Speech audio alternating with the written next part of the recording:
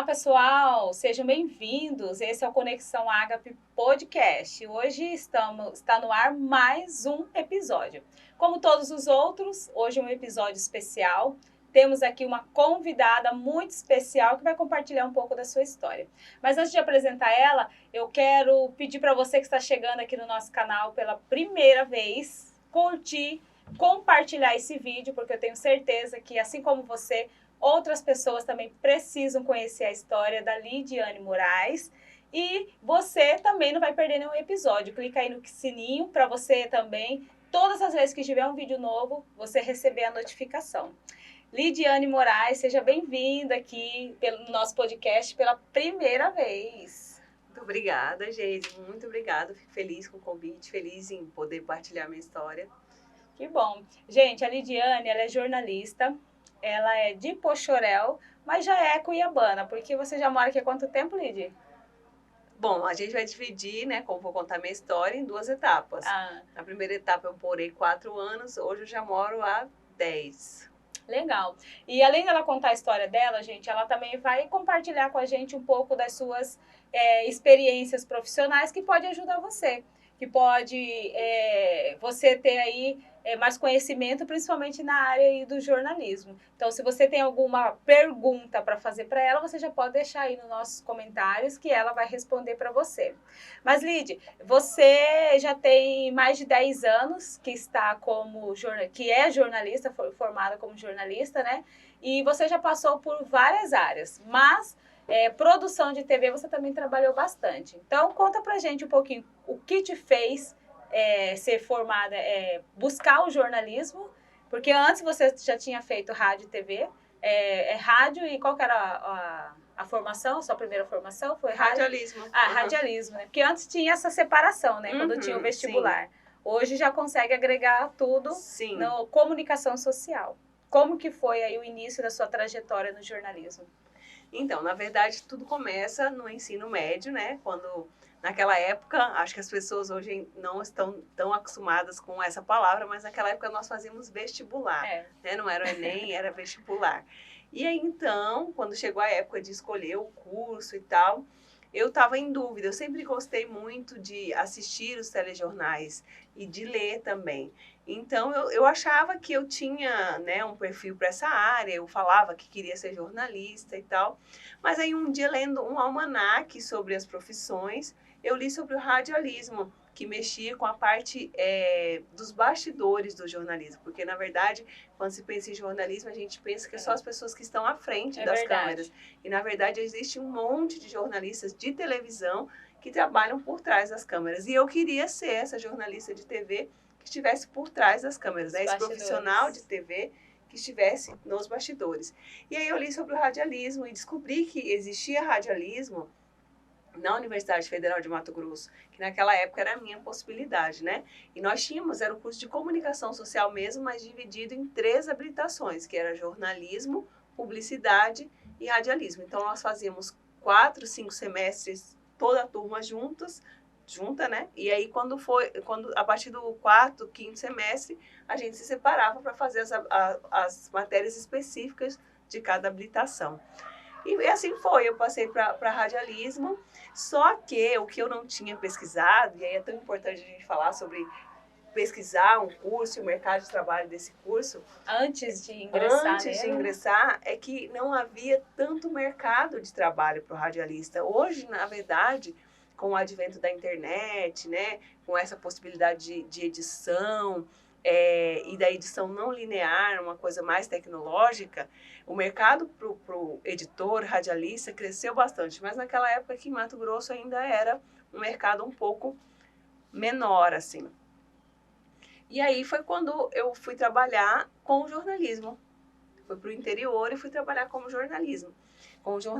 E aí eu me sentia um pouco invadindo a área de outra pessoa. Sim. Nossa, eu não sou formada em jornalismo, apesar de ser uma área afim, o radialismo, mas parece que eu estou tomando o espaço de alguém, né? Então eu quis cursar jornalismo. E aí teve a possibilidade de eu ingressar novamente na faculdade para cursar o jornalismo.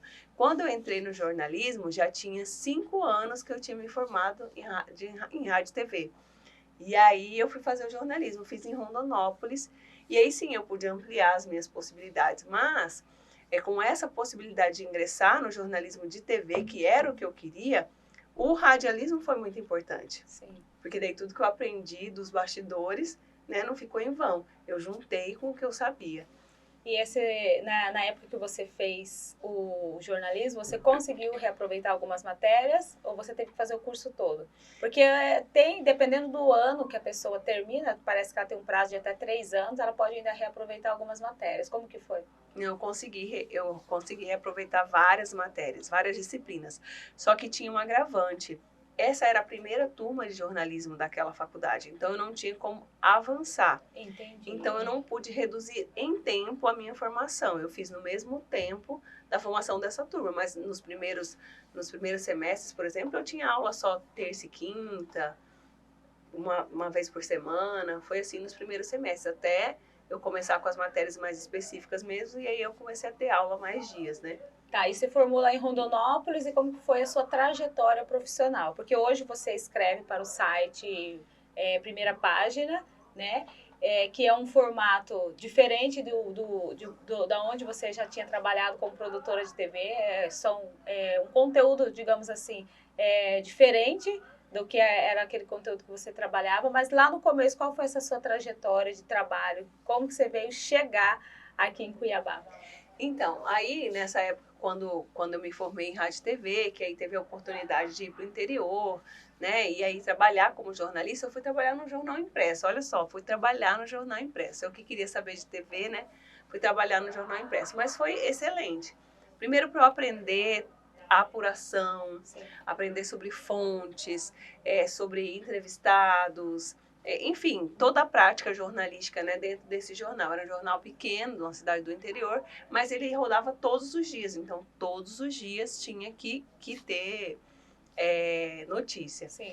E era uma cidade de agricultura, então me apaixonei pelo agro, sabe? E aí eu ia nos dias de campo, então foi uma época que eu aprendi muito sobre o agro. Foi um período em que a ferrugem asiática atacou bastante as lavouras aqui em Mato Grosso, então eu ia trabalhar, entrevistar os pesquisadores, eu ficava encantada em aprender, em saber mais. Então, eu quase que estudei a ferrugem asiática. Foi muito legal. Nossa, essa fase. Que experiência boa. E aí, depois surgiu depois o jornal impresso, aí eu comecei a ficar conhecida nessa cidade, né? E aí, lá tinha uma TV também. E aí, uma amiga que eu conheci nessas pautas de agro e que trabalhava na TV, ela me indicou, ela precisou sair porque era época de campanha política e ela optou por fazer a campanha política e aí me indicou para a vaga dela. E logo depois que então seria temporário e tal, mas foi muito legal. Só que quando acabou a campanha, ela não quis mais retornar, porque daí ela já tinha uma proposta de abrir uma empresa dela, seguiu outro caminho e eu continuei lá na TV. E aí eu tive a oportunidade de fazer aquilo que eu sonhava, né, que era TV e tal, só que diante das câmeras. Nossa. E aí são coisas hilárias, assim. Até porque tem uma diferença, né, do jornalismo impresso para o jornalismo para TV, em termos de texto, em termos daquilo que você vai falar, né? Muito, muito, assim. E aí aquela coisa de você, no jornal, você faz o texto e aí você só tem uma foto para ilustrar. Na TV, não, você tem que casar o seu texto com a imagem, né? Tem que ter um casamento ali, tem que ter uma conexão. E aí eu não gostava da minha imagem, sabe, naquela época, e nem da minha voz. Então era um sacrifício para eu fazer reportagem de TV, mas ao mesmo tempo era muito divertido. Eu lembro que uma vez o meu chefe quis fazer uma cobertura ao vivo do resultado das eleições. E aí ele me chamou ao vivo, só que com os fogos de artifício eu não escutava direito o que ele estava falando. E eu respondia tudo errado. Isso ao vivo? Sim, meu Deus. Sim, eu lembro que caiu um papel e eu precisava do papel que era a anotação do placar das eleições. Aí caiu, como você ia sair? Não, e eu abaixei para pegar. Ao vivo. Mas aí foi sensacional, porque eu fiquei a mais conhecida da cidade. Se tinha alguma pessoa que não me conhecia naquela cidade... A jornalista autêntica. Eu fiquei super conhecida. E assim, se fosse hoje eu ia virar meme, obviamente. Né? É verdade. Mas foi muito divertido. E a gente tinha uma equipe, como no interior... ainda, né, a carência de profissionais, a gente tinha uma equipe muito muito humilde, e todo mundo com muita vontade de aprender, Sim. sabe? Então não tinha, era todo mundo trabalhando muito igual. Então esses erros, eles eram também acolhidos, assim, sem grandes Sim, muita perdas cobrança. pro veículo e tal. Enfim, mas foi muito bacana. Então essa foi a minha experiência. Eu fiquei na TV um ano, um ano e pouquinho. Aí eu recebi uma proposta para ir para assessoria de imprensa. Outro rumo. Outra área do jornalismo, né? E você vê, eu sempre trabalhando como jornalista, mas era radialista na época. E aí eu também tinha curiosidade em assessoria de imprensa. Eu lembro que quando eu estava me formando, começaram a surgir as primeiras assessorias. Eu me formei em rádio e TV em 2002. Então eram as primeiras assessorias, né? Esse mercado ainda era muito crescente. Sim. E aí eu tinha curiosidade, porque já tinha ouvido falar na faculdade e tudo mais. E fui. Mas eu senti, assim, uma diferença enorme. Sim. Porque, assim, é um trabalho totalmente diferente, né? Sim. É uma escrita totalmente diferente. E era um trabalho interno, e eu que estava acostumada a ficar na rua. Então você tá o tempo inteiro com cinegrafistas na rua, andando nos bairros, falando às pessoas, falando com as pessoas, você ficar dentro de uma sala. Isso foi o mais difícil para mim, da assessoria. Mas também foi um momento de muito aprendizado, assim, de lidar com o outro, de lidar com o assessorado, de tentar mostrar a importância da comunicação para o assessorado, né? Sim. Na época, o prefeito que era o meu assessorado, além de ser o primeiro mandato dele, ele vinha da iniciativa privada, então ele tinha um pouco de dificuldade com o setor público, porque era mais moroso, né? Na empresa dele, ele mandava e as coisas aconteciam. E no sistema público existe todo um protocolo e tal.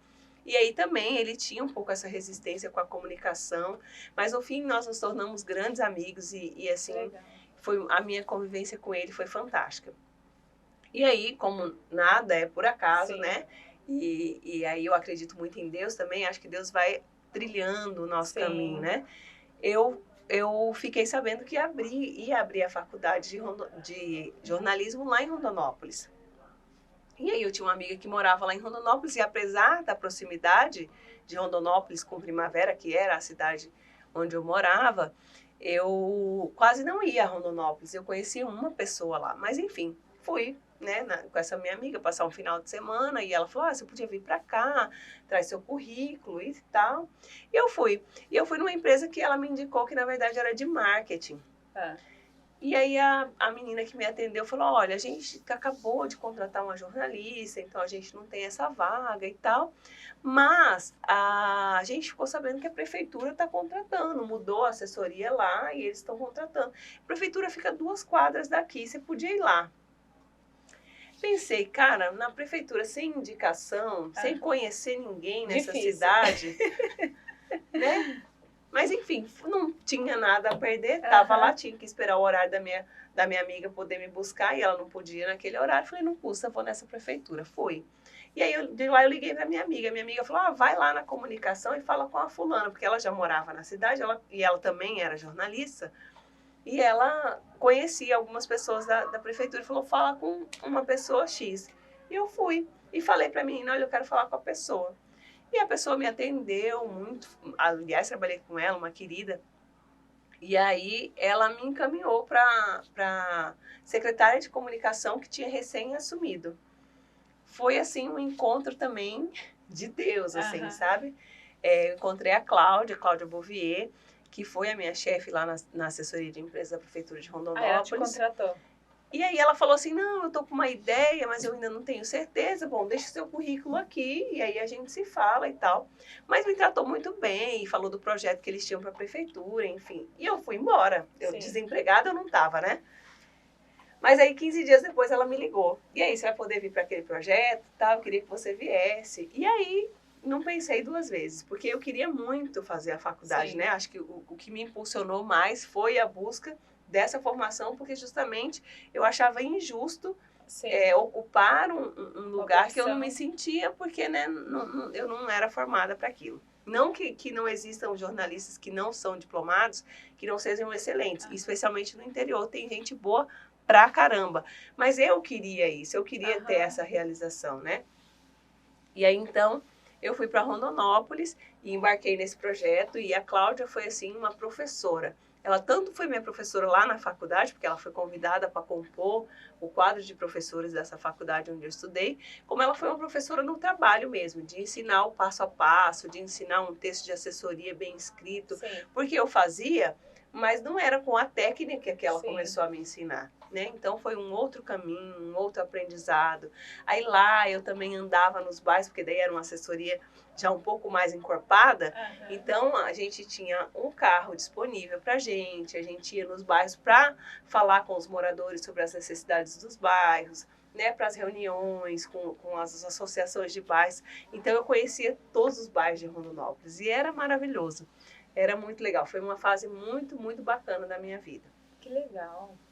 Foi uma trajetória que a gente vê assim, realmente trilhada por Deus, né? Porque a gente tem um sonho, a gente tem, Deus faz a parte dele, mas a gente também faz a nossa, né? Você acreditou no seu sonho, você correu atrás do seu sonho e é por isso que ele aconteceu. Então você hoje está aqui contando pra gente a sua história de realização do seu sonho, porque muitas vezes, Lídia, as pessoas elas são barradas ou por outras pessoas, né? Que não sonham e acreditam que o sonho da pessoa é pequeno. Ou também as pessoas elas não seguem adiante porque elas começam a ver dificuldades, né? Ah, não deu certo aqui pela primeira vez, isso aqui não é para mim. Nesse período, você teve pessoas que foram assim barrados, barreiras para você, e você também teve pessoas que foram a sua inspiração? Muitas. Na verdade, eu acho que a principal barreira que eu precisei enfrentar foi comigo mesma, assim. Primeiro porque eu tinha uma vida muito estabilizada aqui em Cuiabá, os meus irmãos moravam aqui, a minha família morava aqui. E apesar de Primavera ser distante 40 quilômetros de Poxoréu, que é a minha cidade natal, a diferença cultural é muito grande. E a diferença cultural, hoje já nem tanto, mas naquela época, de Cuiabá para Primavera do Leste, era gigantesca. 8 horas não tinha ninguém na rua. Assim, não estou falando isso como algo negativo. É o comportamento costume, da né? cidade. Mas aqui não, aqui eu ia dormir meia-noite, porque tinha muitas coisas para fazer, aquela coisa capital, agitada, né? pega ônibus e não sei o quê. E a minha família. Lá, as pessoas que eu conhecia em Primavera, hoje são meus grandes amigos, mas naquela época não, né? Eu era forasteira, enfim. E então eu não me adaptei. Na verdade, eu fiquei um mês, aí eu não me adaptei, pedi para sair, vim embora para Cuiabá, aí eu fiquei um mês lá, um mês e pouquinho, vim embora e aí eu fiquei 6 meses aqui sem conseguir emprego e a vaga lá não foi preenchida e eles me chamaram de volta. Olha só. E aí você falando de Deus, às vezes a gente tem que aprender também a observar os sinais de Deus na nossa vida.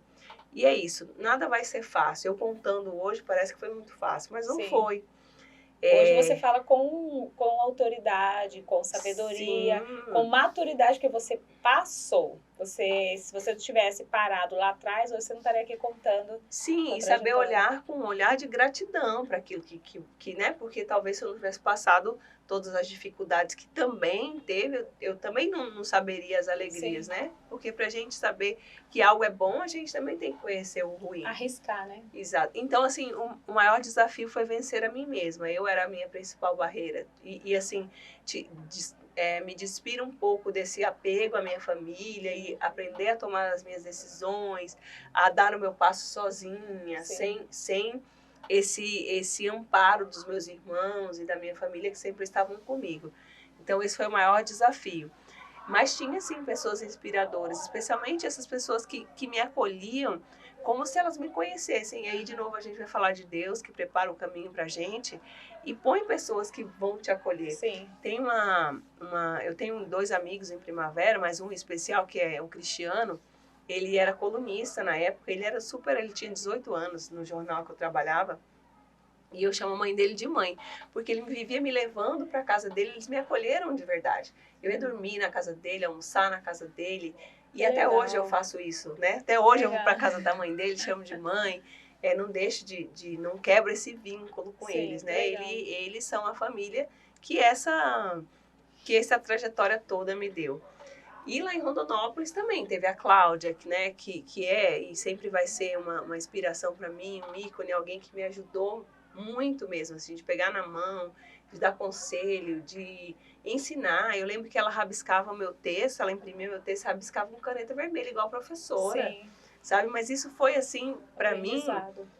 E hoje, numa condição de editora e de também receber quem chega, eu tento fazer isso, né? Eu Maravilha. brinco com uma amiga minha que eu quero promover pessoas. Então, eu Isso é quero dar essa importante. autonomia, eu quero que eles também aprendam e quero ter para com eles a mesma compaixão e acolhimento que um dia tiveram comigo lá atrás. Maravilha. Você falou aí de várias áreas que você passou. Aí eu conheci a Lid, eu era estagiária, né, Lid? De produção de televisão. Pensa no ramo totalmente diferente desse aí que você já viveu. Você passou na frente do vídeo e depois atrás do vídeo. Conta um pouquinho pra gente dessa sua experiência. O que foi, assim, o seu processo como produtora de reportagem de TV? Então, aí tudo tem uma ligação uma coisa com Aham. a outra. Ainda lá em Rondonópolis, eu tinha uma amiga que inclusive dividiu o apartamento comigo, né? Porque quando eu cheguei, meio assim, né? Depois eu fiquei ganhei um pouco de autonomia, aí eu aluguei um apartamento, dividia com a amiga minha, e essa minha amiga foi trabalhar na TV. Então ela me contava muitas coisas da TV. E aí eu tinha muitas ideias de pauta e passava para ela, passava para as pessoas que eu conhecia. Muitos colegas da faculdade do curso de jornalismo foram trabalhar como estagiários na TV. E aí a gente começou essa troca. Eu com a TV, sugerindo e tal, enfim. Aí teve um episódio em que eu fui chamada para voltar para a Primavera, para trabalhar numa outra empresa, também como assessora de imprensa. Mas aí não deu muito certo. E aí eu fiquei um tempo sem trabalhar, fiquei um tempo em Poxoréu, enfim, e fui chamada para ir para Cáceres, também para trabalhar com assessoria de imprensa na prefeitura. Também não conhecia Cáceres. E Cáceres foi muito legal. Lá eu vivi o deserto, né? Na Bíblia a gente fala isso. Na Bíblia a gente fala isso de viver o deserto. E em Cáceres eu tenho tantos amigos e eu quero até agradecer o povo de Cáceres e meus amigos de Cáceres, porque eu não fiz questão de ser legal com ninguém. Nossa. Porque eu não queria estar lá. Aham. Mas eu fui tão bem recebida, tão acolhida, e lá eu vivi um resgate da Lidiane jornalista, sabe? Por isso que eu tô dizendo que eu vivi um deserto, porque assim, longe de todo mundo, longe da minha família, lá literalmente eu conhecia 2 pessoas só, além das pessoas com quem eu trabalhava, só conhecia 2 pessoas, mas foi assim um tempo de muita comunhão com Deus, de uma relação comigo mesmo, assim, de me De descobrir. autoconhecimento. Exatamente. E aí, nisso, uma amiga minha, que era de Rondonópolis e que trabalhava na TV, foi transferida para Cuiabá. Aí ela falou, olha, tem uma vaga aqui, você não quer? E eu já tinha mandado tantos currículos, sabe? Que é a Gleice. Exatamente, que é a Gleice.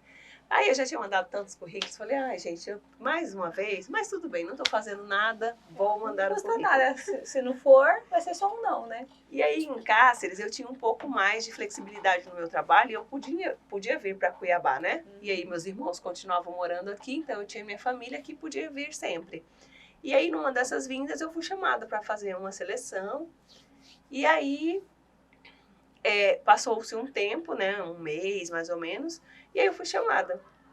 Mas para produção ou para vídeo? Para produção. Na verdade, eu fiz a seleção para editor. E aí, durante a entrevista, né, com uma das editoras-chefes lá da TV, eu disse, olha, eu gosto da produção também, inclusive eu tenho algumas sugestões, fiz o meu cartaz, né, lá em Rondonópolis, eu fazia sugestões, enfim. É porque o bom produtor precisa ter fonte, né? E você já tinha sido assessora, né, então já tinha fontes. Então, e aí contei a minha história toda para ela e falei das pessoas que eu conhecia, né, da unidade Rondonópolis, enfim. E aí ela me abriu essas portas. Mas não foi como eu pensava. E aí eu vou voltar a falar de Deus e de como Deus prepara tudo, né? Antes, logo que eu me formei, eu já queria ter entrado na TV. Mas eu hoje, né, e depois que eu entrei na TV, eu percebi que, na verdade, eu precisava trilhar um outro caminho para eu me preparar, para eu amadurecer, para poder enfrentar e aprender tudo, a desenvolver tudo que eu tinha que desenvolver dentro da TV, sabe? Porque Isso é importante, né? e assim, é um trabalho que é muito bacana, mas também não é fácil, né? Hoje em dia a gente tem a internet que nos auxilia muito, mas quando a gente trabalhou, inclusive Era você trabalhou, telefone. era telefone, era e-mail, né? A gente não tinha essa Imagina sobre facilidade. esperar a resposta de uma entrevista por e-mail. Meu Deus, que agonia. Exatamente, a gente não Tinha tinha o essa WhatsApp. facilidade dos WhatsApps, a gente não tinha o WhatsApp, o telefone celular não era como hoje, que um morador grava um vídeo e manda pra gente, e a gente já tem a noção da situação, né? Ainda tinha o telefone da residência, que corria risco de ligar, a pessoa não atende, nem todo mundo tinha o celular, né? Você lembra que a gente recebia listas telefônicas? Sim, lista telefônica para conseguir falar com as pessoas. Isso é legal falar, porque foi uma transformação e também de experiências, né, Lídia? Então, e apesar de já ter o celular naquela época, não era essa coisa de celular com câmera, gravar vídeo, Que a pessoa né? não tinha... E isso também não era algo muito bem visto. Isso se tornou bem visto na pandemia. Que Sim. Tudo valia, porque a TV ela sempre teve essa credibilidade por ter imagens boas, matéria bem editada, material bem editado. É totalmente diferente. Sim. Só que com a pandemia, com o home office, com as pessoas em casa, o que ia fazer? Entrevista virtual, vídeo, a pessoa podia mandar o vídeo de onde ela estava. Então, você vê, foi uma transformação necessária. Exatamente. Então, assim, naquela época a gente tinha essa dificuldade. Você tinha que marcar uma pauta e dizer... Porque, assim, vamos explicar o processo, né? Na verdade, quando as pessoas veem um repórter lá no bairro, lá na pauta, né? Já teve um produtor por trás que já apurou aquele assunto, que já separou os entrevistados, que já fez uma pré-entrevista. Então, o repórter já vai munido de algumas informações para que ele possa desenvolver a reportagem. Nem sempre, né? Às vezes a gente tem umas pautas que não dão muito certo e a gente fala pro repórter, vai. Mas, enfim, vai e se vira. Mas enfim, esse é o nosso trabalho, né? Descobrir boas histórias, descobrir bons personagens e construir uma boa reportagem, né? Com conteúdo, com dados, com números. Então a gente também é responsável como produtor por pesquisar dados, por checar se aquela informação é verdadeira, né? Apesar de hoje a gente ter, por exemplo, os vídeos que circulam na internet, a gente ainda tem que checar se esse vídeo é atual, se ele é mesmo de Mato Grosso, por exemplo, né? De onde, quem mandou, né? De onde saiu, quem é a pessoa que fez esse vídeo, porque a gente também pode veicular notícias que nem são nossas, de fato, digamos assim. É verdade, você tocou num assunto aí, Lid, que é realmente preocupante hoje, porque eu vi uma matéria esta semana no R7 de um jornalista que ele fala sobre a desvalorização, não só da profissão do jornalista, mas como a credibilidade da informação. Hoje as pessoas elas não estão preocupadas com a credibilidade.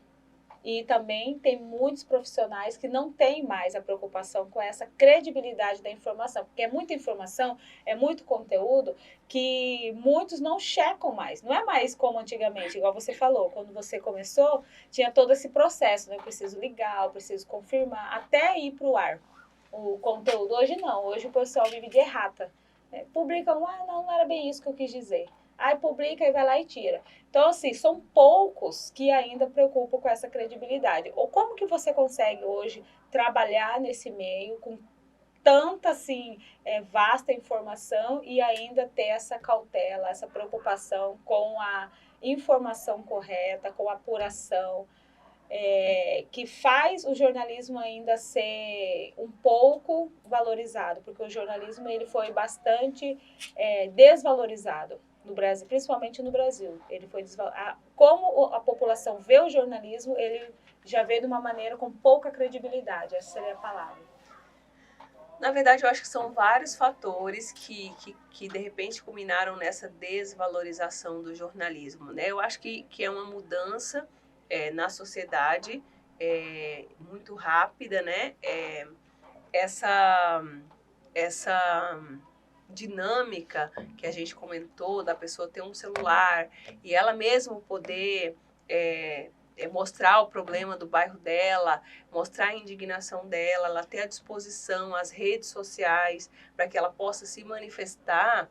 Antigamente, os meios de comunicação eram, eram os porta-vozes dessas pessoas, né? Era o canal que essas pessoas tinham para elas mostrarem a indignação, para se levar um fato. Hoje, com o advento das redes sociais, um pouco mais, a pessoa fica um pouco mais autônoma, né? Mais independente. Ela mesma pode ser a veiculadora daquilo que ela quer dizer.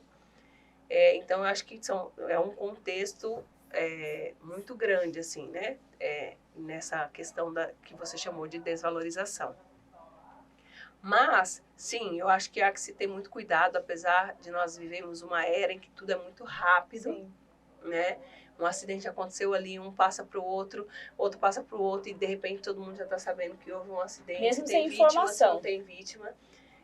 Mas, assim, a gente sempre toma cuidado, pelo menos no veículo que eu trabalho, de checarmos pelo menos com uma fonte oficial. Sim. Né? Isso é fundamental. Ou com a polícia, em caso de acidente, por exemplo, né? Ou com um familiar, porque daí o familiar também é uma fonte oficial. A pessoa está ali, sim, ela não tem nem por que te mentir. Mas, basicamente, são os órgãos oficiais que a gente busca para ter pelo menos uma confirmação. Claro que aí, ao longo do dia, a notícia pode ser construída, né? Você conta que aconteceu um acidente, depois você conta que se a pessoa morreu ou sobreviveu, você conta se tinha mais uma pessoa ou menos,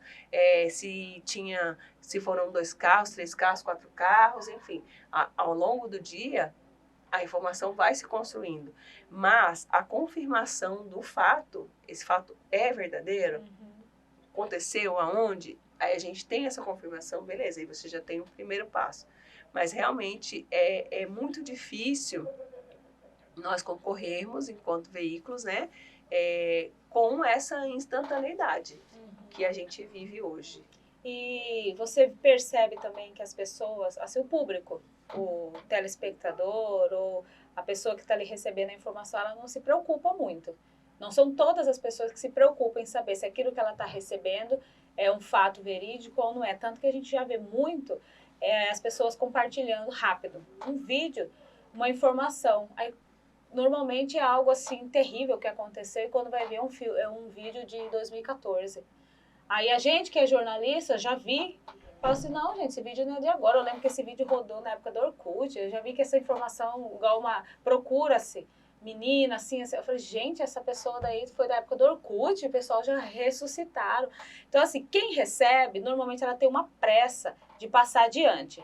Então, é importante que você que está acompanhando aqui, a gente não ia nem falar sobre isso agora, né, mas é importante porque é uma questão que vale para todas as pessoas. Por que a fake news, ela dispara rápido? Porque a pessoa ela tem que ter essa preocupação em checar uma informação.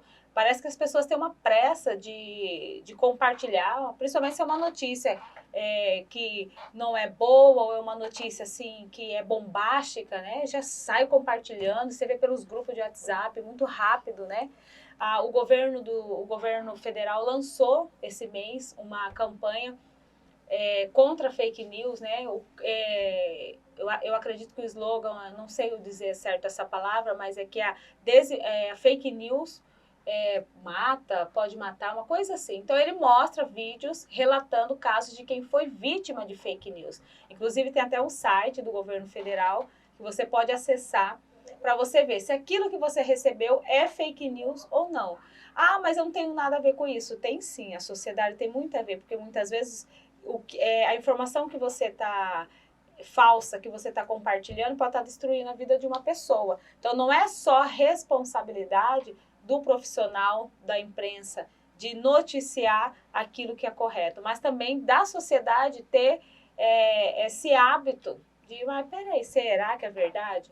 Então, quem está acompanhando, Lid, aqui o nosso bate-papo, pode ter, além do site do governo, qual que é outro caminho que ela pode checar para ver se ela vai estar passando adiante uma desinformação ou se onde ela pode checar se é uma fake news, que na pandemia a gente teve, infelizmente, com relação à vacina, a medicamentos. Na eleição é um período que a gente tem muito, então tem como as pessoas conseguir identificar se aquilo realmente é ou não é, né?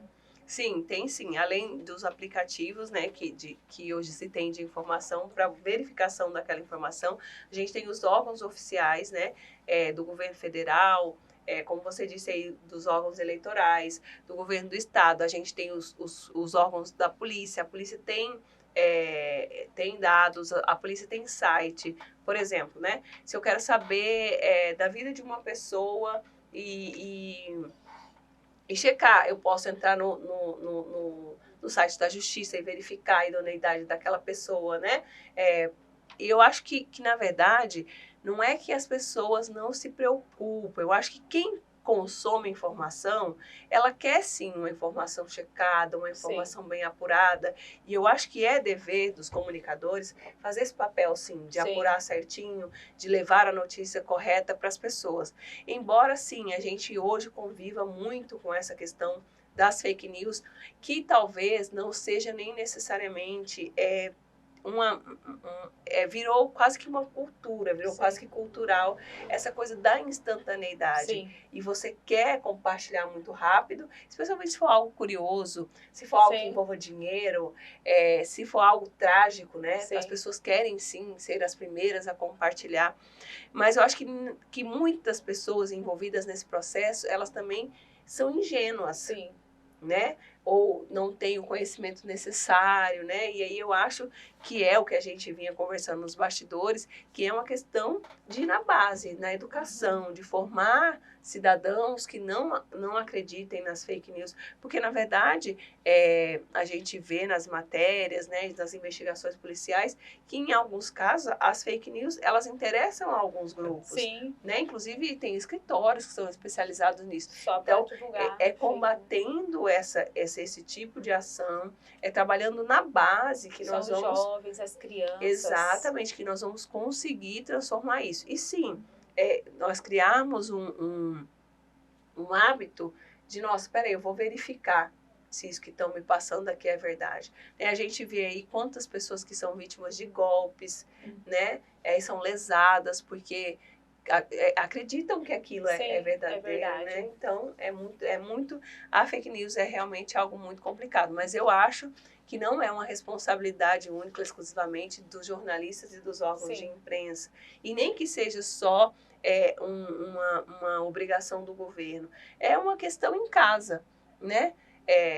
De você lidar com o seu filho e falar, não acredita nisso, de você conversar com o seu idoso, que às vezes é um pouco mais suscetível a esse tipo de informação, olha, não é verdade, idoso, não acredita nisso, porque a gente também tem, né, os levantamentos apontam que são as pessoas mais vulneráveis que acabam compartilhando por desconhecimento mesmo, por ignorância no fato de ignorar que aquilo seja errado, e acaba compartilhando. Então, acho que é esse tipo de educação que a gente tem que fazer para que a gente possa vencer a desinformação. Aí o jornalista trabalha nesse meio, acaba entrando no quesito de descredibilidade, né? Acaba perdendo credibilidade, porque as pessoas ficam sem saber qual é o jornalismo que vale a pena acreditar, qual é o jornalismo que acaba misturando todo mundo ali. Eu, por exemplo, eu tenho sites confiáveis, porque já é um hábito.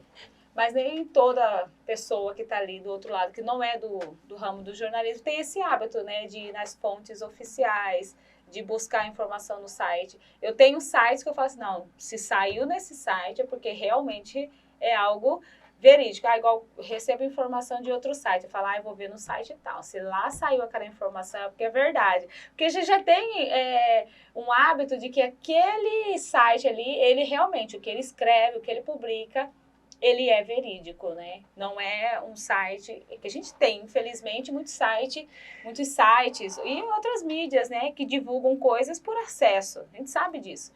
Mas quando eu quero mesmo algo que eu quero ter certeza que aquela saiu mesmo, eu vou em determinados veículos que realmente compartilham somente coisas confiáveis.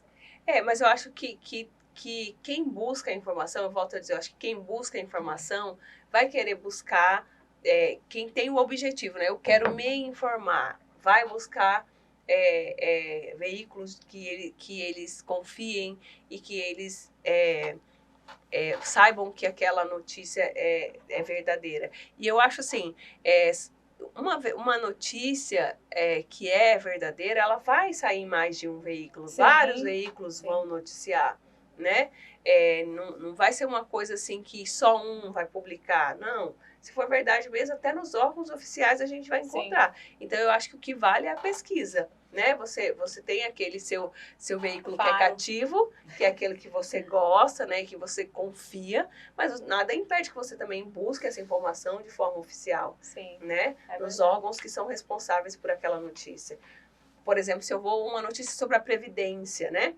E aí eu volto a dizer na fake news, quem são os mais interessados na Previdência? São os idosos. Sim. Então, também são as notícias que mais, umas das que mais também incorrem em golpes e tudo mais. Então, se eu quero saber se a notícia da Previdência é certa, eu vou no site da Previdência, eu vou no site do governo federal e eu vou conferir se aquela informação... Ou eu tenho canais de comunicação mesmo, ouvidorias, 0800, que eu posso ligar e verificar. Então, o cidadão que quer mesmo se informar, ele vai buscar se informar da maneira correta. Bancos, previdência, que sempre tem algumas informações mentirosas que falam sobre cadastro, né? Benefício, cadastro. Então, a pessoa já corre, faz um cadastro lá e, na verdade, nem é aquilo, né? Mas esses casos são criminosos, né? Que se aproveitam das plataformas dos bancos, das plataformas de financiadoras, enfim, de diversas plataformas de empresas, e faz o que a empresa não faria, que é entrar em contato com você por meio daquela plataforma, seja por mensagem, WhatsApp, e acaba te convencendo, né? Então, mas isso aí também a gente tem, né? Canais que nos direcionam para saber a verdade. Então, eu acho que é isso, é você buscar se informar e você se responsabilizar também por aquilo que você está recebendo e por aquilo que você está compartilhando, né? Será que isso eu devo compartilhar, né? Será que é algo que vai beneficiar quem se eu compartilhar isso? Acho que é uma coisa, né? E por isso que eu digo, a educação começa na nossa família, nas escolas, enfim, é toda a sociedade envolvida para combater a desinformação. Seja em que âmbito ela acontecer, né? A gente sabe que a profissão do jornalista, ela deixou de exigir o diploma desde 2009, né? E agora tem a PEC do diploma que eles querem, tem a Federação Nacional dos Jornalistas, junto com alguns sindicatos dos jornalistas do Brasil, estão lutando para que volte a ser, para o profissional ser jornalista, tem a exigência do diploma. Né? Hoje em dia as pessoas formam em jornalismo, ela recebe o diploma, mas muitas empresas só contrata se tiver diploma, e algumas a gente sabe que não, né? Na sua opinião, Lidy, você acredita que essa não exigência do diploma foi algo assim que deixou o jornalismo solto, digamos assim, ou não fez muita diferença? Então, é difícil afirmar isso. Eu acho, se eu fosse empresária, eu contrataria jornalistas diplomados. Nada contra, eu volto a dizer, eu trabalhei com pessoas, com jornalistas, com comunicadores que não são diplomados e que eram pessoas, né, porque elas ainda existem, são pessoas muito boas, assim, em todos os sentidos, de apuração mesmo, de ter essa responsabilidade com a notícia, pessoas que têm fontes maravilhosas. Então, assim, eu não, especialmente, e eu entendo a dificuldade, por exemplo, do interior, de ter um jornalista diplomado. Porque tem interior que a não maior tem nem a parte faculdade, dos jornalistas diplomados, eles querem continuar nas capitais, eles querem ir para os lugares onde eles têm mais acesso e mais facilidade de trabalho. Então, o interior fica desguarnecido. Então, não vejo problema, sabe? Eu acho só que a pessoa que tem o DRT de jornalista, ele tem que assumir, sim, todas as responsabilidades que um jornalista diplomado, né? Porque, assim, na faculdade a gente tem acesso à legislação, né? À ética do jornalista, a gente tem deveres também a Sim. cumprir enquanto jornalista. Então, que essa pessoa também seja submetida, esse profissional que vai exercer, né, a função de jornalista, seja submetido também a todas as regras e funções e obrigações que um jornalista diplomado, entendeu? Para que a gente tenha igualdade também na responsabilidade. Se eu, Sim. Lidiane, posso ser responsabilizada por uma notícia que eu dei, por um nome que eu citei, enfim, que todos também respondam. Entendeu? Entendi. Que tenha pé de igualdade. Agora, você falou uma coisa que eu acho que mexeu muito com com o jornalismo e com o setor de comunicação como um todo, que foi a pandemia. Sim. Né? A gente já falou do advento das redes sociais, dos vídeos, e eu acho que, na verdade, o jornalismo vem passando por um processo de transformação, ele passou durante toda a história, né? Desde a imprensa até agora, né? A gente o jornalismo se transformou muito. E a pandemia propôs essa mudança, essa revisão também do jornalismo, né? Justamente porque nós temos essa questão midiática, porque nós temos as redes sociais, porque nós temos os celulares com câmeras cada vez mais potentes, sim, né? Porque nós temos as pessoas que já não são tão leigas, né? A gente ainda tem muitas pessoas, como eu disse agora há pouco, que talvez não detenha a informação, mas a gente tem também muita gente que detém informação, que sabe os caminhos, que sabe onde buscar, sim, que sabe a quem procurar, né? E isso numa velocidade muito grande. Então, o jornalismo, no formato em que ele era, por exemplo, o jornalismo impresso, todo mundo teve que se rever, o jornalista, sim, tem que se rever. Então, acho que a gente ainda está um pouco meio que nesse processo, sim, sabe? Mas quero crer que as coisas vão se acomodar. E assim, eu acho que o profissional de jornalismo ainda é alguém valorizado, sim, ainda é alguém que requer e merece respeito, sabe? Ainda é uma pessoa que batalha muito. Sim. Eu sempre brigo por isso, assim, sabe? Que às vezes as pessoas têm uma ideia de que a vida do jornalista é fácil. E não é fácil, né? A gente trabalha arduamente, a gente trabalha com muita tensão, sim, porque, né, a gente trabalha com notícias boas, mas a gente também trabalha com notícias muito, sim, pesadas.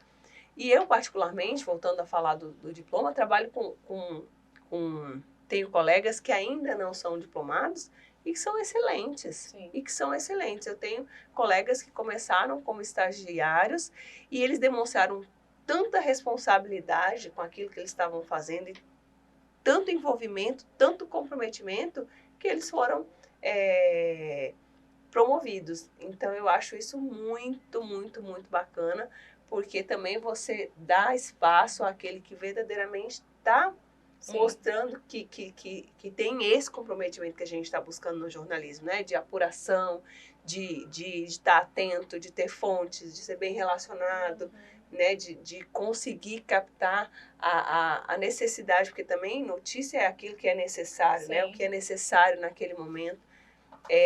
Mas eu ainda acho que o jornalista é um profissional essencial, e que muita gente desconhece o quanto trabalho tem o jornalista. É verdade. Acho que falta isso, assim, esse conhecimento do quanto uma redação é trabalhosa, independente se é um site, se é uma TV, sim, se é o jornal impresso, né, o quanto dá trabalho você produzir uma notícia.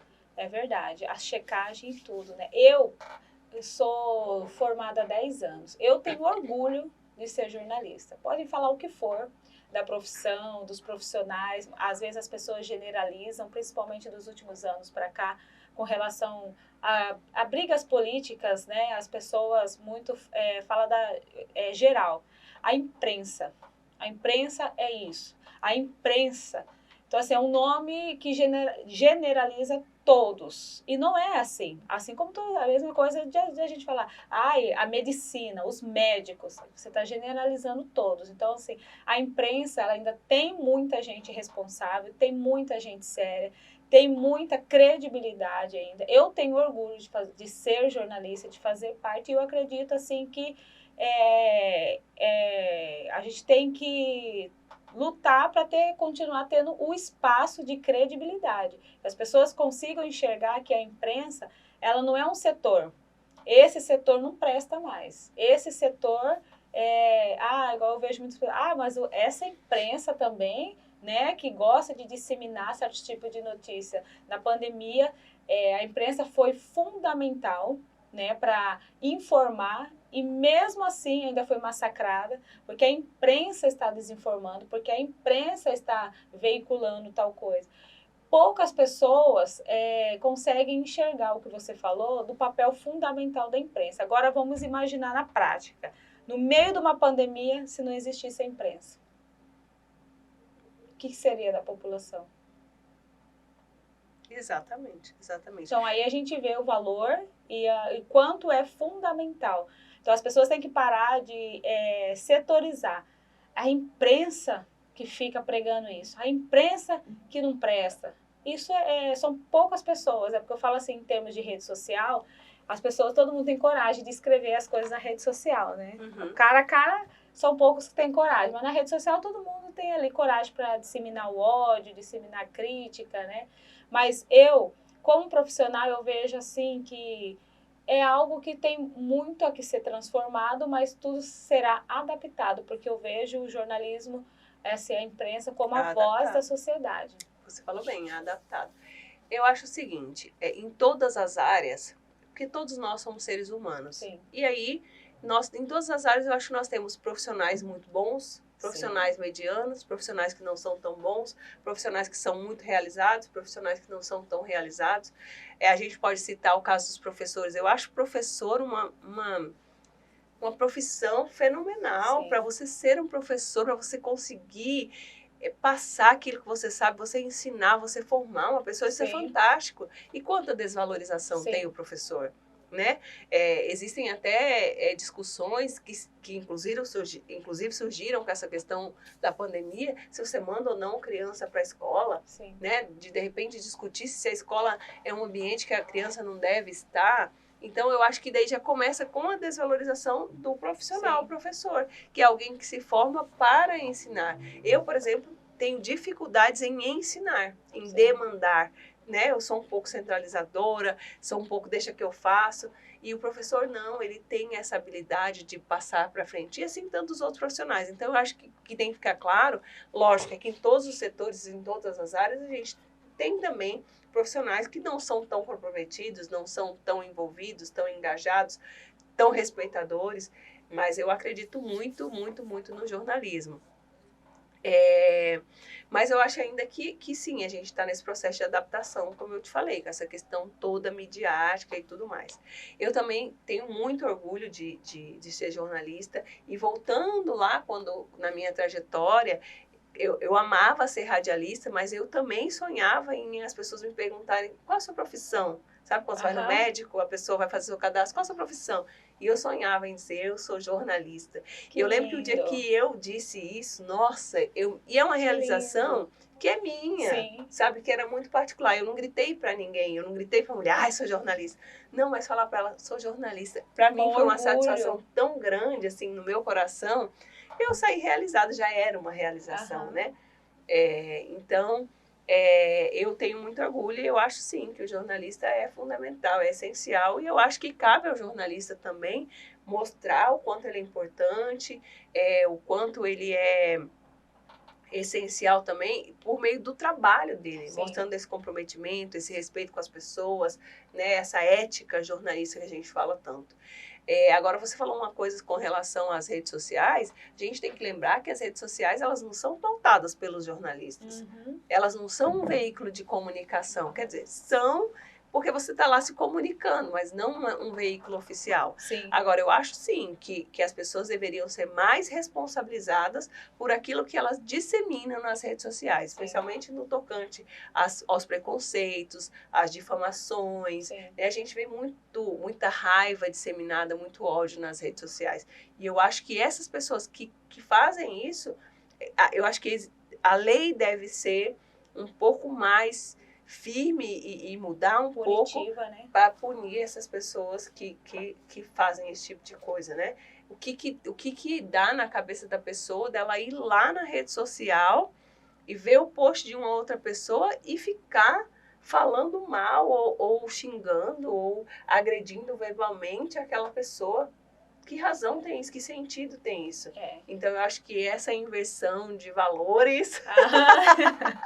Essa inversão. Gente, essa inversão de valores é uma piada nossa, minha e da Gesiane interna.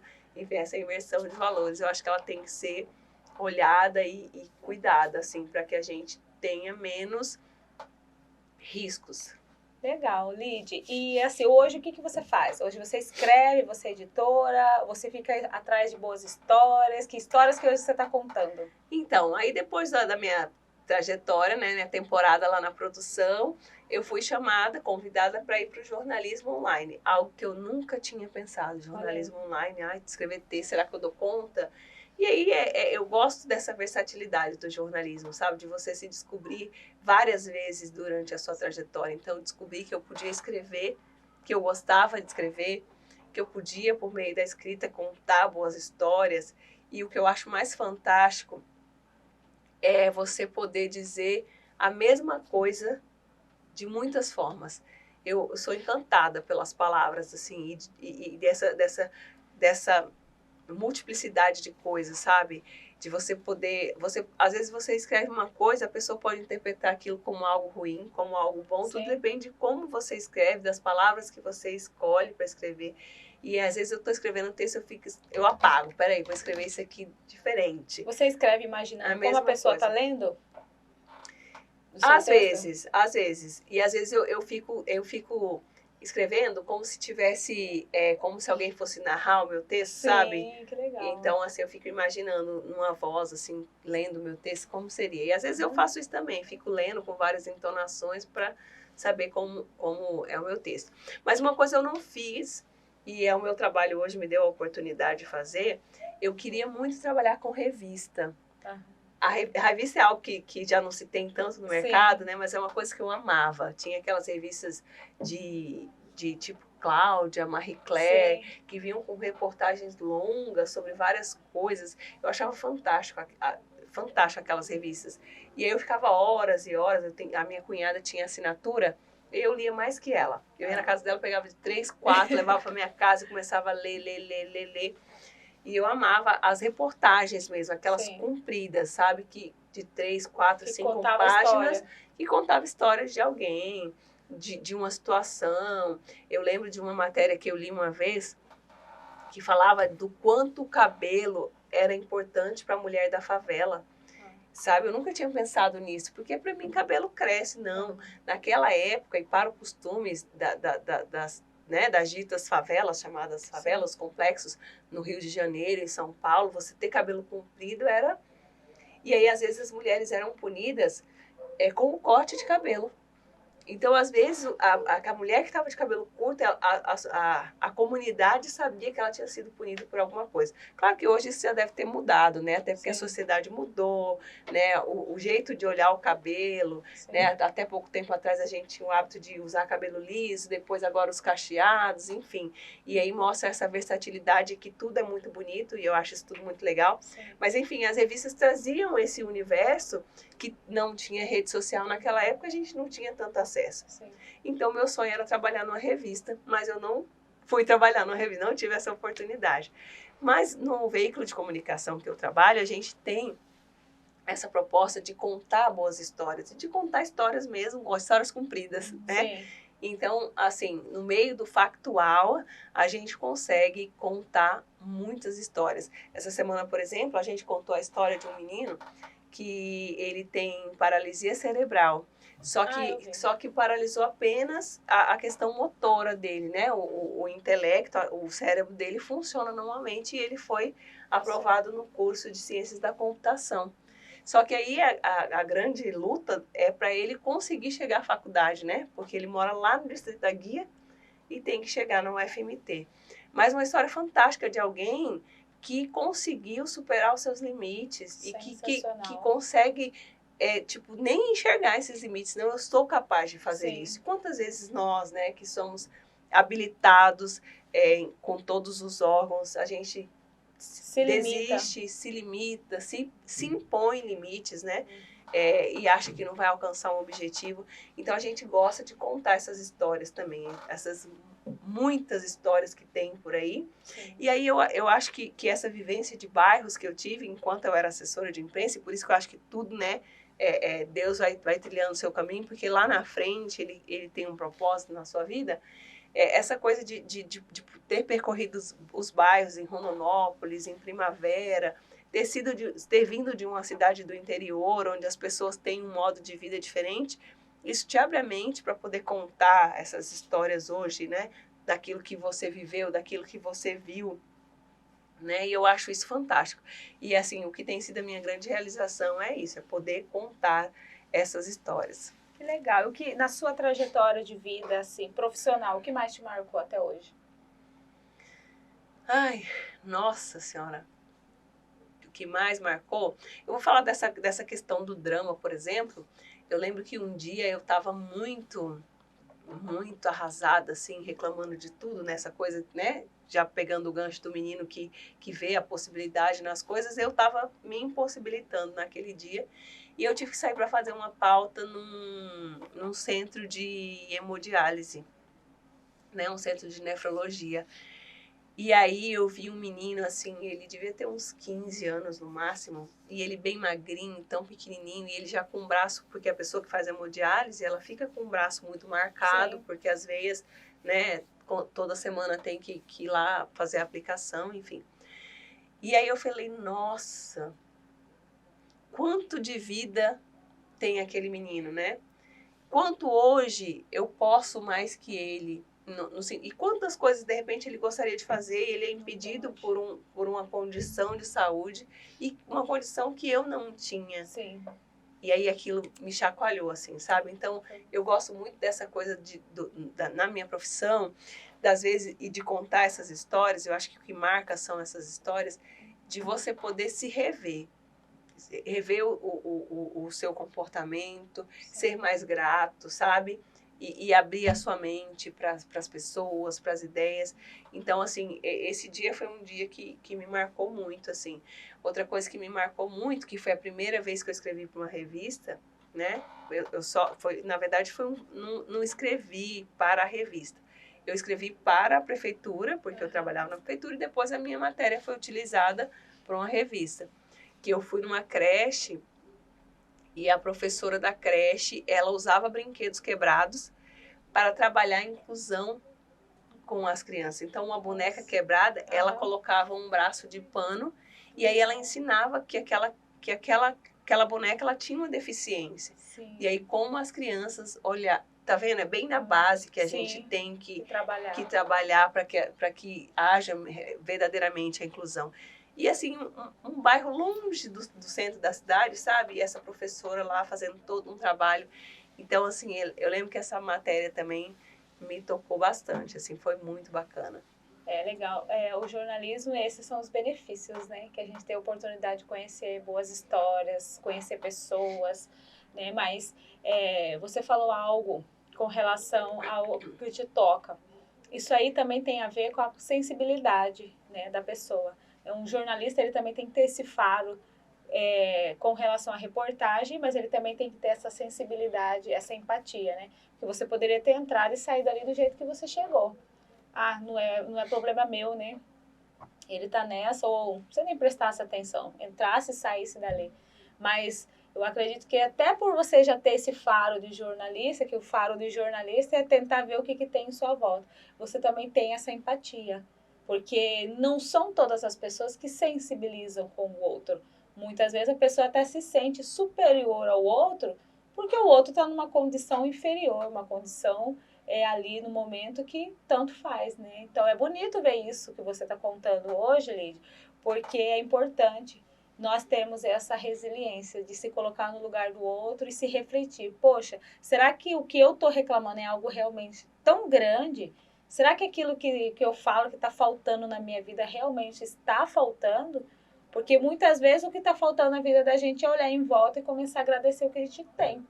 Né? A gente sonha, a gente idealiza, a gente imagina algo para a nossa vida, porque é natural do ser humano, né? Buscar algo melhor, querer algo melhor, mas que seja um exercício diário, né? A gente ter essa sensibilidade e ser grato. Opa, eu quero um carro melhor, mas que bom que eu tenho esse hoje. Ah, eu quero ter um cargo melhor, mas que bom que eu já tenho esse, né?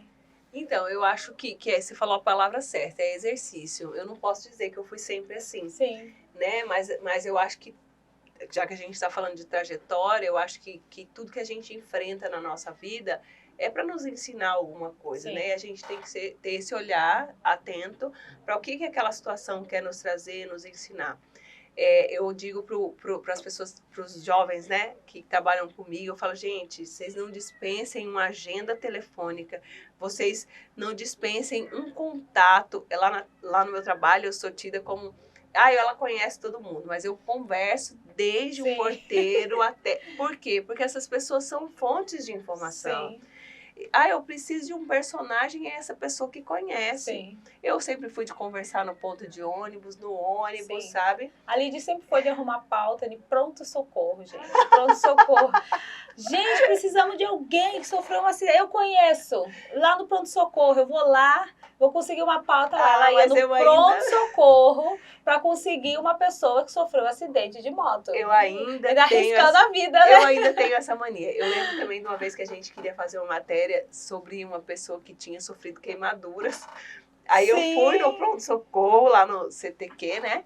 E fiquei sentada esperando sair alguém desse CTQ, porque eu não podia entrar, né? Sim.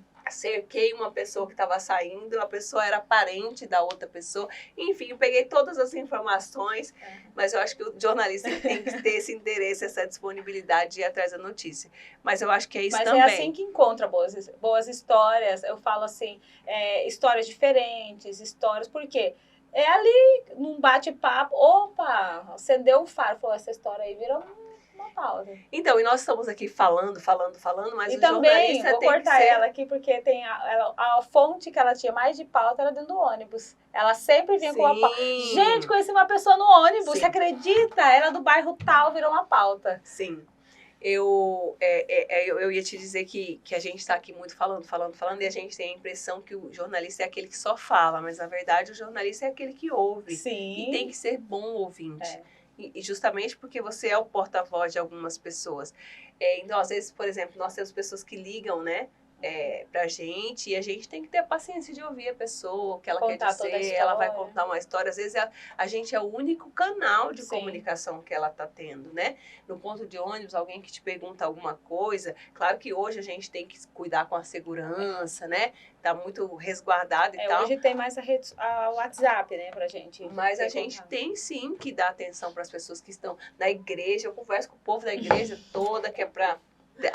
e lá eu ainda tenho essa fama. Pergunta pra Lidy que ela sempre sabe. Conhece alguém. Mas eu sempre conheço mesmo. E eu falo pras pessoas, não fala nada perto de mim, que eu sou jornalista, eu guardo essa informação quando eu preciso de um personagem pra você que eu vou pedir. Mas é legal isso também, porque você abre portas, né? Para que as pessoas também te procurem quando elas tiverem uma informação quente para te passar. Não, eu confio nessa pessoa, né? Porque ela já me ouviu lá atrás. Então, eu sempre falo para os jovens, tenham boas referências, cumprimentem todo mundo, chamem todo mundo pelo nome e tenham uma boa agenda de telefones. Anotado, porque se perder o celular... não, exatamente, não é celular. Eu falo, vocês têm que ter agenda física escrita. Ou vocês têm que ter um sistema no computador que vocês guardem esses dados, mas vocês têm que ter uma boa agenda telefônica. Eu tenho um índice telefônico que é de quando eu comecei, ele já tem 10 anos, ele está lá na gaveta. E eu falo pro povo, num dia de plantão, que você quer falar com a polícia, que você quer falar com um monte de gente, aqui tem a lista. E aí elas falam, né, as meninas, às vezes, quando tanto falam, nossa, esse caderninho, elas falam caderninho, esse caderninho me salvou. Mas porque a gente tem que ter, né, os telefones todos, porque tem telefones que mudam, mas tem telefones que são os mesmos até hoje. Sim. Então, de político até... porteiro de hospital, você tem que ter o telefone, porque uma hora você vai precisar. É verdade, chega a ser engraçado, mas assim, os bastidores é o desespero que poucos sabem, né? Olha, liga lá naquele porteiro, ele deve conhecer alguém que sabe que ou é advogado, ou é isso, ou é aquilo, que viveu assim. Eu lembro da Lidy, que ela sempre arrumava parente. precisava de uma pauta onde fazia poupança. Criança que fazia poupança, né? Guardava cofre. Eu conheço o meu sobrinho, a minha tia. E aí os parentes é tudo para televisão, porque tudo virava pauta. Não, eu conheço um parente, eu conheço minha tia, eu conheço um. E Sou aí super tudo virava barrista. pauta. E hoje eu promovo o Pochorel. Todas as boas histórias de Pochorel eu conto. Esses dias eu contei uma que é super bem... Que eu acho que é o legal, né, da notícia. Eu contei uma sobre... Lá em Pochorel tem um salgado conhecido como enroladinho de presunto e queijo. Quando eu estava na 5ª série, esse era uma iguaria. Se você saísse pro recreio, que a gente chamava de recreio, não de intervalo, atrasado, você ficava sem. E era uma disputa, sabe? E aí, então, eu escrevi. E a mulher que fazia, na época que eu fazia a 5ª série, até hoje ela trabalha com isso, só que ela já não atende mais as cantinas. Ela faz para outras pessoas que estão na cantina, mas ela não trabalha mais na cantina hoje. E vende na casa dela. Mas é uma iguaria. Sim. E aí, esses dias eu fui lá na casa dela para comprar, já tinha acabado. Falei, não, eu tô na mesma sina da 5ª série, gente. Aí você contou essa história? Contei a história dela, porque na verdade é uma família que viveu e que se sustentou e construiu a vida fazendo salgados. E o carro-chefe dos salgados era, naquela época, um enroladinho de presunto e queijo. E não é um salgado que tem em todo lugar, né? Mas as pessoas gostam. Aqui em Cuiabá nós temos histórias com bolo de arroz, temos história com peixe. E contar a história realmente é isso, né, Lídia? É o que identifica, algo que identifica com toda uma família, com todo o histórico. Você vai tocar o coração de alguém, né? Eu acho que o nosso é tocar uma pessoa. Às vezes, num dia atribulado, a pessoa já leu tantas notícias, né, trágicas, e ela quer um consolo, ela quer algo bacana para contar. Então, eu acho que a gente também tem que olhar para essas histórias que são marcantes, que nos ajudam, né? Que deixam o nosso coração quentinho, eu acho que vale a pena. E sobre o nosso trabalho, eu lembro que quando eu trabalhava lá em Primavera, ainda na TV, uma menina ela pediu para ir ajudar numa campanha de Natal que a gente fazia lá. Tipo Natal Solidário, sabe? E ela era estudante e ela não foi estagiária, ela não foi nada. Ela falou que ela queria ajudar, ela se voluntariou. E aí ela foi trabalhar com a gente e ela viu aquela correria, ela chegou e falou assim, gente, eu não sabia que vocês trabalhavam. Olha a visão dela. Hoje ainda tem rede social para mostrar um vídeo de bastidores. Né? Ela achava que a gente só aparecia na TV, que a gente não trabalhava. Eu falei, minha filha. Olha, que bom. Lídia, antes da gente encerrar, fala pra gente um pouquinho, assim, de alguma história que a gente não contou aqui. Por exemplo, qual é a história que você nunca contou, ou a história assim, que você gosta mais de contar, ou a história que você nunca gostou de contar, que você já contou alguma vez. Antes de encerrar, fala pro público aí alguma história que a gente não sabe sobre a Lidiane Moraes. Alguma história sobre a Lidiane Moraes? Não pode cavar que tem. Quem conhece a Lidiane Moraes em Pochorel pode escrever aqui no comentário. Não, olha, uma coisa legal que eu estava pensando outro dia, né? O meu pai, ele foi para Pochorel, numa época em que Pochorel era a capital dos diamantes. Né? Não tem mais diamantes lá, mas tudo bem. E circulou muito dinheiro nessa época. E aí ele foi, tanto que a casa que dos meus pais lá em Pochorel, ela foi construída com o recurso vindo do garimpo. E eu nunca contei uma história sobre garimpo. E aí esses dias eu estava pensando, nossa, eu nunca contei uma história sobre garimpo, eu nunca contei a história de um garimpeiro. E é um trabalho tão sofrido e ao mesmo tempo tão bacana, de tanta solidariedade, sabe? Assim, eu lembro que quando o meu pai morreu, os garimpeiros todos, não teve velório, né? Porque estava na época da pandemia e tal, mas teve um cortejo, assim, e os garimpeiros antigos que trabalharam com meu pai, sabe? Olha só. Então, assim, muito unidos, porque eles ficavam lá no mato, né? No garimpo, a semana toda, então era eles por eles mesmo, né? Naquela época não era um trabalho tão regulamentado, apesar que não era como é hoje, uma exploração com trabalho escravo, não era assim. Era um outro sistema. Mas eu nunca contei uma história sobre o garimpo, e por exemplo. Você tem fonte já? Então, daria uma história muito legal, porque a gente poderia pegar o Sindicato da Mineração, né, que sabe a história desses profissionais. Lá em Pochorel ainda tem lugares, assim, como é uma cidade pequena, tem lugares ainda que que tem, né, eles chamam de catras, né, as catras do garimpo, então dava para contar uma história bacana. Porque hoje a gente vê tanto garimpos ilegais, né, a gente poderia falar dos garimpos de antigamente. Tá, e qual que é a história, assim, que você chegasse para você falar, não, esse é um tipo de história que eu não conto de jeito nenhum? Algum assunto, algum tema que você fala, não, sobre isso eu não falo. Não tem nada que eu acho que eu não É falaria. verdade. Tem assim, tipo, eu tenho amigos que amam a polícia, assuntos de polícia. Eu amo as meninas da polícia, Sim. sabe? As assessoras e tal. Mas é um assunto que eu não tenho. Eu faço, mas assim, não é com aquela paixão, Sim, assim, entendi. sabe? Esses assuntos mais, essas pautas mais pesadas. Mas eu adoro dados, por exemplo. Uma coisa que pouca gente sabe, eu gosto muito de dados. Sério? Sério, eu Nunca aprendi a soube. gostar de dados. Ah, Então, eu gosto muito de economia, sabe? Gosto muito do agro. legal. Lid, foi muito bom a sua participação aqui. Por nós, a gente ficava mais tempo aqui contando, porque se tem uma coisa que a gente tem, quem tem história para contar é jornalista, né? Tem gente que fala assim que quem não bebe, quem não bebe não tem história, né? Eu falo quem não é jornalista que não tem história para contar, porque quem tem história para contar é jornalista, né? Tanto história de matérias quanto história de bastidores, né? Porque se você fosse contar aqui tudo que perrengue, histórias que se passa até para uma matéria ser publicada ou ir para o ar, e quem está acompanhando aqui o nosso programa, onde que conhece a sua história, onde que encontra as histórias que você escreve, como conhecer mais sobre a Lidiane. Então, as pessoas podem me conhecer pelo meu Instagram, Lidiane Moraes, e lá eu costumo divulgar também grande parte das matérias que eu escrevo, né? Hoje eu escrevo para o portal Primeira Página, primeirapagina.com.br, Primeira Página MT, e lá tem algumas matérias que eu escrevo. Tem também Facebook, né? E as pessoas podem me encontrar lá. Legal. Quero agradecer também o espaço. E você falou que jornalista, né, tem muitas histórias para contar. Eu sou faladeira, conversadeira desde sempre, Sim. né?